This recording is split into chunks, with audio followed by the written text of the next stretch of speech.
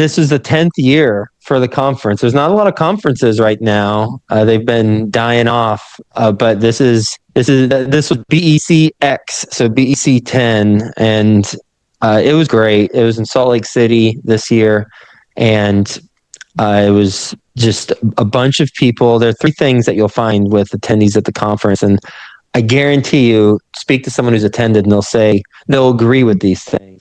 They're humble, they're helpful, and they're experienced in commercial real estate. Those are the three qualities. And that's something I realized the very first conference that we did 10 years ago for Best Ever Conference. And every single year, that's what we experience. And I love it. I love as we were talking about before, I love seeing people, getting to know people who we might interact with over the phone, through Zoom, through LinkedIn, somehow it's actually having a conversation.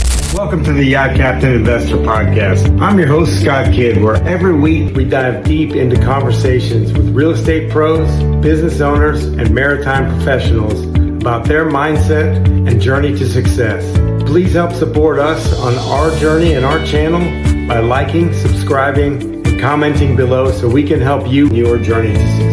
How you doing today? Scott Kidd, the Yacht Captain Investor Podcast. I have a new friend of mine, Joe Fairless, who's been around a long time in the real estate space. How you doing today, Joe? Hey, Scott. Looking forward to the conversation. Well, thank you so much for being here. And I know you just got finished up with the Best Ever Conference, which you're known for. And how did everything go at the conference here? Yeah, this is the 10th year for the conference. There's not a lot of conferences right now. They've been dying off, but this was BECX, so BEC 10, and it was great. It was in Salt Lake City this year, and it was just a bunch of people. There are three things that you'll find with attendees at the conference, and I guarantee you, speak to someone who's attended, and they'll agree with these things. They're humble, they're helpful, and they're experienced in commercial real estate. Those are the three qualities. And that's something I realized the very first conference that we did 10 years ago for Best Ever Conference. And every single year, that's what we experience. And I love it. As we were talking about before, I love seeing people, getting to know people who we might interact with over the phone, through Zoom, through LinkedIn, somehow it's actually having a conversation, shaking their hand. I love it. So we're the in-person, the in-person, is, especially after COVID and stuff, I kind of seem to thrive, and it works really well for me. And I make it a point to go to at least 4. Last year I went to 5 different conferences, and but with my schedule, and I know your schedule as well is pretty tight as well. But you just make those deep connections and stuff, and this industry, along with others, are based on the relationship game. What Right. would you say? What would you say is one relationship that probably kind of sparked your interest in a lot of these things that you're doing? I'd say a relationship with my former boss when I was in New York City. So I'm from Texas originally, and I moved to New York City right after graduating college. I went to Texas Tech, and I graduated in May. I started my job June 1st, and it was in New York City on Madison Avenue. I lived in East Flatbush, Brooklyn. Biggie Smalls write songs about it. It was a very dangerous area at the time. Now not so much, I don't think, but it was a tough area back in 2005. And I climbed the corporate ladder working in advertising. I was making $30,000 out of the gate. Climbed the corporate ladder relatively quickly, and I had a goal of making $100,000 before I was 30. And I hit that goal around, I think, 28 years old. And then I was like, well, what's next? And I realized that I was chasing a monetary goal, and I was, became the youngest VP of an advertising agency on Wall Street, but I wasn't fulfilled. And because of that, I started looking at ways to invest money. I kept my living expenses really low for New York City standards. I had a roommate all 10 years I lived in New York City, and my friends would make fun of me, said you're living like a college kid, but I didn't care. I had a Craigslist roommate, like a revolving door every year, but I was saving money and I was putting into single family homes in Texas. So nice. I bought a house in 2009 for $76,000 in Duncanville, south of Dallas, and then 3 other ones. Every house a year, once a year for next 3 years, so 4 total. And my friends in advertising were asking me, "Hey, man, how are you doing this?" And that's when I started teaching a class on it. And my former boss at the time attended, and he said, "Man, this looks great, single family houses, but if you ever do something larger, let me know." And that's when I realized I had investors before I had a large deal. And so I'd say he was probably the most influential because that inspired me to go get a large apartment deal. Oh, very nice. And I see you're a Texas guy, graduated from University of Texas. So, Sweet. Well, we don't have much of a rivalry anymore, so we're good. You guys have no, SEC. I don't think there's any. Well, just so you know, with University of Texas, we don't think we have any rivals in Texas, just Oklahoma. But then that's true. It was a one-way rivalry. Yeah. And then I spent a lot of time in Lubbock. I had a lot of friends that went there. I had a lot of really good times. Nice. Yeah, it's a good town, and it's doing very well on the real estate side. I see you're all still raising for a couple of other deals. What are you currently working on? Working on one deal that we have. It's in Orlando. It's a 2021 property, and we bought it about 15, 16 months ago, and we raised enough to close on the deal, and by and large raised almost all of it. But there's about $1.5 million to go on the raise, and we're just working to close out that raise. It was a rather large raise. We raised about 28 million so far, and the total raise is around 30 million. So working to close that out. There's only about 3.5 years left on the deal. So that's a big focus of ours. And also our focus is the current portfolio.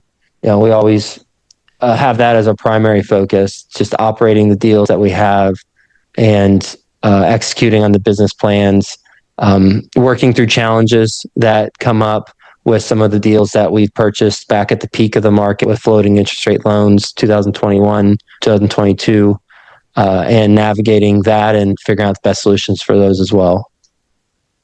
Really, really great. And I understand that you have raised most of the money, or pretty much all the money for most of your deals from retail investors. You don't really do a lot of institutional investors. Is that correct? Still guessing your next move. As an investor, most people have no idea where they actually stand. The Investor Readiness Scorecard changes that. In 5 South, just 10 minutes, score yourself across 5 critical categories: financial foundation, education, strategy, network, and action readiness. Instantly discover your investor phase and get your exact next move. No more guessing. No more spinning your wheels. Take the free assessment now at investwithscottkid.com. Is that correct?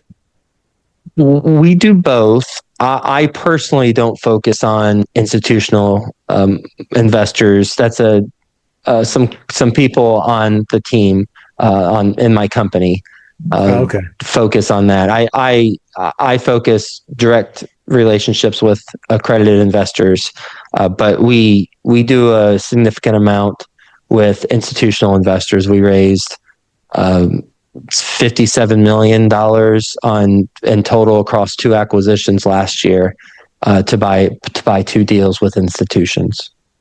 Okay. And what would you say? I guess it's kind of a completely different approach for both, correct? What would you say the difference is? It is. It's not my area of expertise or interest with institutional investors. That's not the world that I was brought up in, and it's not the world that I want to be in. I don't enjoy it.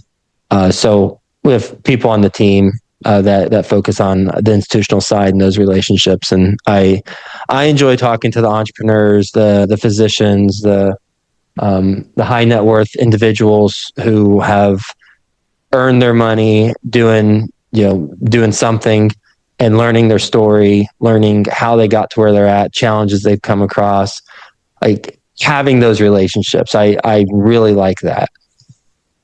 Yeah, excellent. Well, it's more of a one-on-one basis, whereas institutional, you're dealing with a whole entire conglomerate. Usually, yes, there's probably much longer due diligence period, as I know, because having made a lot of those relationships over the past few years, that those take a lot more time. Whereas if you have a long track record, which you obviously do with your retail investors, if you have a deal that goes full cycle, a lot of your guys probably stay with you for years, correct? Mm-hmm. That's right. Oh, that's excellent. And you've been doing apartments for probably 15 years? About that, 2012 or 13. So 13 years. Oh, that's excellent. Excellent. You built up quite a portfolio for yourself. What do you see going forward? Are you looking for more distressed deals, or are you looking for more stabilized products? Any acquisition needs to have a distressed component. It doesn't necessarily mean that the property is distressed. It could be the capital stack is causing the distress. So, namely the loan. Whether it maybe the group has a floating loan and it just it's the rate cap is too high. They don't have the money to put money into it, or maybe they bought at the peak and now 5 years is up. 2021 plus 5 is 26, so that's this year, and it's just not worth what they bought it for. Because cap rates have increased since then. So there's distress there. Maybe, talking direct to the lender. It would have to be an incredible opportunity to have operational distress to get into a deal with operational distress right now, because there's opportunities that don't have operational distress that you can buy, but have capital stack distress. If it has operational distress, that's a pretty heavy lift, and that's more risk, obviously. And then if you combine that with maybe it's an older vintage, I mean that's a whole nother level of risk associated to it. So it have to be incredible for us to venture into that territory. But any deal that we buy, I would say there will be some sort of distress, but most likely it's going to be with the capital stack, not the operations. Yeah, it seems like those are more and more prevalent with the debt being reset and people are underwater on the property. And even though the property may still be cash flowing and doing okay, it's valued at a whole lot less, and they can't reset the loan. We're seeing quite a lot, and you have a lot of properties in Texas and Florida. Is that correct? Tampa, Orlando, Jacksonville, Atlanta, and Chapel Hill. Ah, okay. What are you looking at? Any new markets that you're looking at exploring? You're seeing any more opportunities, or are you just steady as she goes in those markets? We're just focused on those markets. There's a lot of opportunities in those cities. Yeah, most definitely. The Carolinas are very, very good. We have a 65 unit there in Charlotte, and we like the market. Charlotte's a great town. Just so much stuff going on there. So what does the future hold? I know you have Best Ever coming up next year, and you said you're going to kind of change up the format a little bit. What is that going to look like?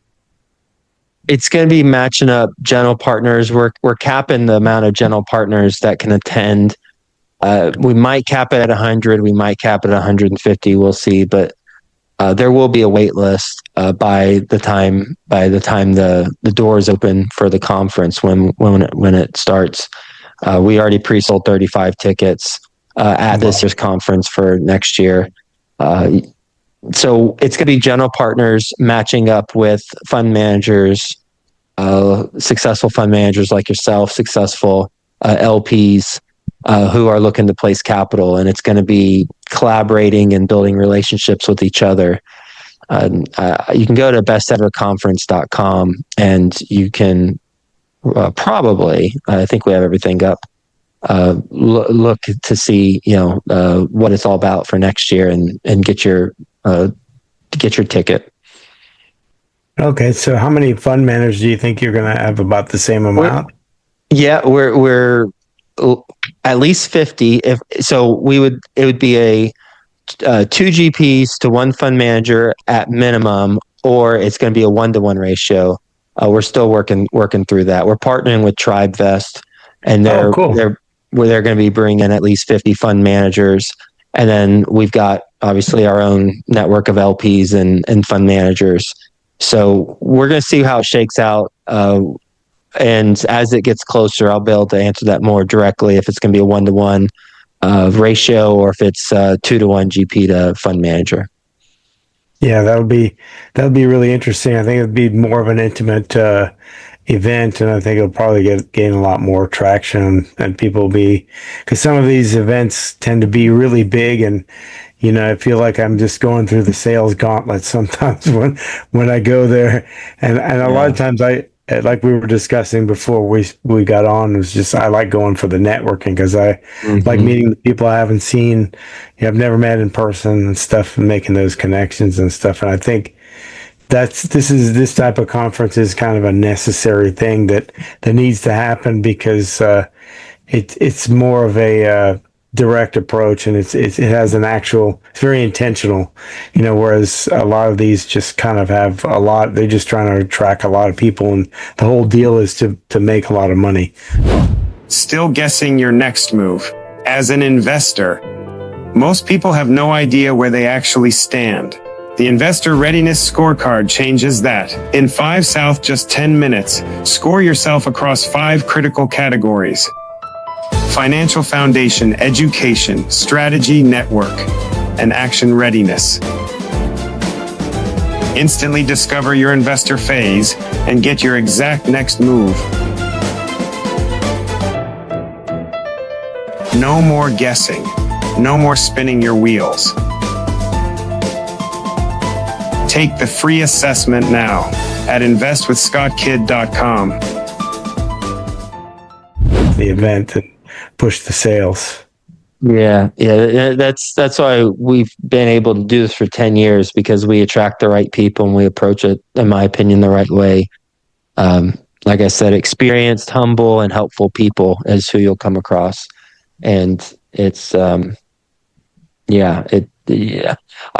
suggest if anyone's, looking at going, just post on LinkedIn who's been to this, who's been to the Best Ever Conference, and just ask them their thoughts, and you will get glowing reviews. Yeah, I've gotten a lot of great feedback, and unfortunately I've missed it every time. I've never actually 10 years. 10 years. Yeah, I missed it. 5 years. I didn't even know there were conferences or 10 years ago. I didn't even know. I was probably who knows where I was at that point. 10 years ago, I was probably in the Mediterranean somewhere or something. But it's been a great conference. Everyone raves about it. I know Cam at TribeVest was telling me about it. He was trying to get me to come, and so was Adam Carswell. I know that your podcast has I guess it's the longest running podcast every day. You do what, Monday through Friday podcast? 7 days a week, actually. 7 days a week, really? 7 days a week. Now, I don't do it anymore daily, but I did do it for the first 1,500 or 2,000 days. And I didn't obviously do an interview Monday, Tuesday, Wednesday, Thursday, Friday, Saturday, Sunday. I would batch them. So I would do 9 on Thursdays, and then I'd be ahead of the curve. And then I just get ahead, like book out 30, 40, 55, 60 days ahead. And then I could, catch my breath a little bit, and then I have to pick it up again. But now I've got a whole, there are multiple hosts. I actually don't even interview regularly anymore. There are other hosts that do the interviews, and people who have a podcast. If someone does have a podcast, you can actually become a member your podcast and get into our best ever community, and get exposure through our email list and some other things, we have a partnership program where you can amplify your podcast reach through this partnership program just by essentially being within our community. So that'd be something that you should look at, and then others who have a podcast. I was not aware of that, but I've been on the podcast a while back, and it was really good. And the guys are really professional and ask great questions and stuff. But definitely check it out and go into it, because it'd be a great thing for me just to be able to talk to more people. And that's I kind of fell into the whole podcasting thing. People had told me I should, but then I interviewed one person, and then I was like, well, I guess I got a podcast now, and so I guess I got to do this. And the thing is that I really liked it, and the person that I was talking to is good person. So I know I probably get more out of it than a lot of people. A lot of people are very intentional that they do it to boost their audience, get investors and stuff. But I generally just like talking to people, and like we were talking before, I can keep on talking about real estate and yachts and, people, what they do with their business until my wife's eyes roll back in her head. Yeah. And that's the big benefit of having a podcast, in my opinion, is the relationships, getting to know people, and selfishly getting to ask them questions that you want to ask, that you want to know. I love that. And that's why people should have a podcast, and it should be interview based, so that you have the license to reach out to others who you want to talk to and say, I'd love to interview you on the podcast, give you exposure to a growing audience, and then ask them the questions you want to learn about. Yeah. I mean, it's just, I interviewed, like I said, 1,500 to 2,000 people. I did it in 1,500 to 2,000 days also. So it was just, a lot of learning from a lot of people in a relatively short period of time. Well, and it also helped build those relationships too, because I know personally having people on the podcast, it's kind of a nice, you kind of get to know the people pretty well. And it's like you said, it really helps build that relationship. And 1,500 is a lot. I know when I started just doing videos on social media, I did one every day for over 2 years, and I did one every day. I didn't batch any of them, which I've come to think of it, I probably should have, but I didn't. And some of them are pretty awful. I get it. No, I get it. My kids still laugh at them, and then my wife said, you should take those down. I was like, nope, not taking them down. No way. No way. What are we going to laugh my 30 minutes doing that. I'm not taking it down. Yeah. Why would we? Because we can laugh about this 10 years from now. That's right. Because it's still going to be funny. Mm-hmm. So where's Ashcroft Capital in the next 10 years? What's your guys moving towards? We'll continue to be focused on multifamily in the Sun Belt. It's going to be a boring answer, because it's what we're doing now. We're going to continue to focus on value add deals. It'll be Class A and Class B plus deals. So nice deals in very nice submarkets with some value add component. It might be, like the deal we have in Orlando, 2021 construction. Obviously, we're not renovating units there, but the value add component is simply burning off concessions. And as concessions burn off from new construction around the area, then our NOI increases because we're getting the rents that we under to, and just having concessions burn off. So it might be a value. It's a mark-to-market strategy is what they call it. And we don't even need to do renovations. And also, buying it at good basis. That deal specifically, we bought it at a 5.5 cap, and properties are selling for a 4.8, 4.9 cap already. So cap rates have already compressed in this area since over the last year and a half since we've had it. And we bought a property right next door to this one with an institution. Actually, one of the two I mentioned earlier in the conversation. We bought the sister property right next door with an institution, and it was a higher price per door than what we bought the one that we're still raising for.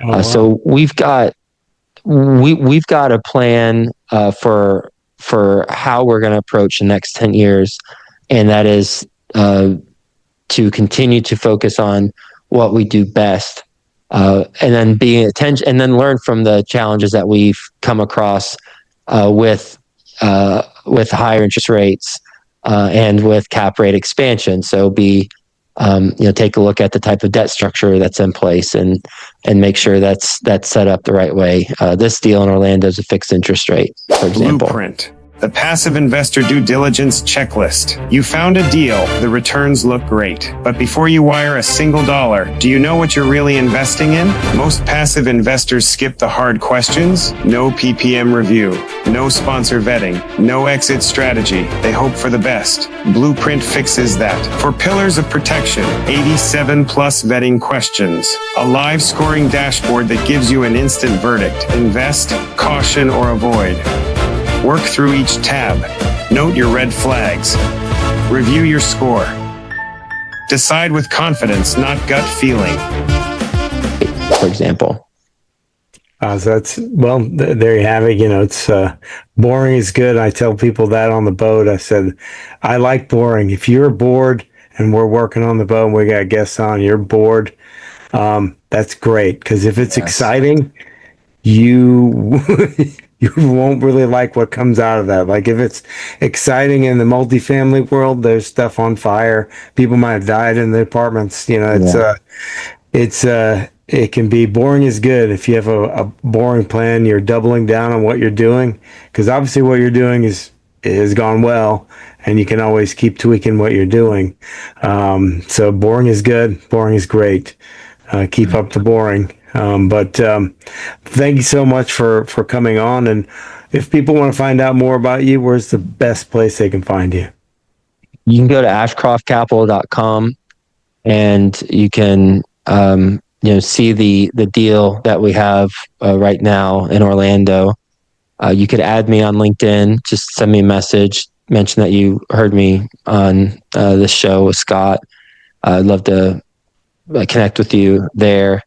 And then lastly, you go to besteverconference.com and see what we've got up our sleeve for BEC 11th year of the conference. And you can get the early bird special with the pricing. Well, excellent. Once again, thank you so much for coming on. I really appreciate it. And look forward to catching you in person at the BEC Conference 11, if not sooner. Thanks again. I'm Scott Kidd, the Yacht Captain Investor. And it's just a friendly reminder, the best investment you can make is the one you make in yourself, so invest heavily in you. See you guys next time.